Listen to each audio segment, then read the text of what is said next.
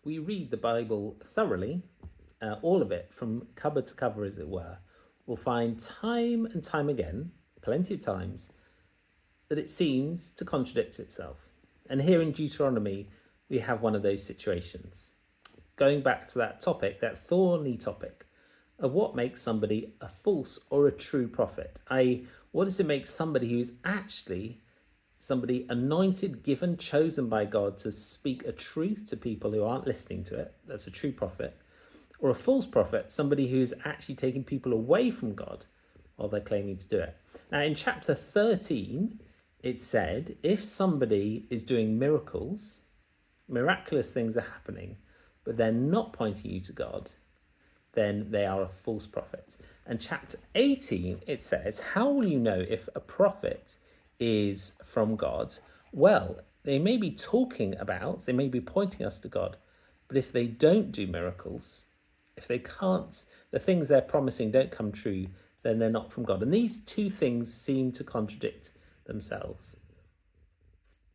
But actually, if we look at it, it makes sense. God is saying there are two qualifications for somebody to be truly coming from God and telling God's truth.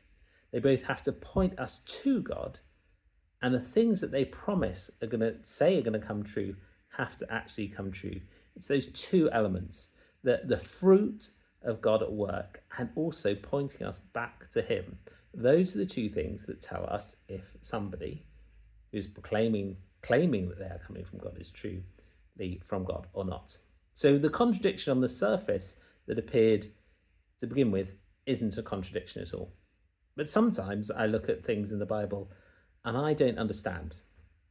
Maybe they're things that just seem so opposite. The kindness and the mercy of God, and also the judgment and his hatred for evil and his rejection of all the things that are wrong. They seem to be in fighting against each other. And yet those are things that I both want to be true. I want God to be kind and forgiving, and I also want him to see evil and him to hate it as well. I can't work out exactly how God does that, how he keeps those two things in tension. But as I struggle with those, I often find that I find more of God's truth and hope and understanding. And I hope that we will all do the same, that when we see things that seem to contradict each other, we'll try and understand what Scripture is saying more. And as we do, we'll come closer to God.